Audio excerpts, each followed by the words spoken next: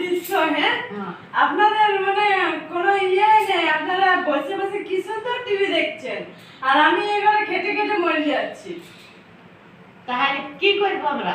তাহলে আপনাদেরকে কাজ করতে হবে, কাজ আমাদের সাথে হেল্প করতে হবে, আমরা আমার সাথে বাইরে হেল্প করতে হবে।